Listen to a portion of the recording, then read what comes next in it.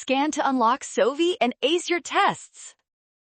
Government budget deficits can change the entire economy in seconds. Let's quickly analyze how these shifts impact interest rates and private investment right now.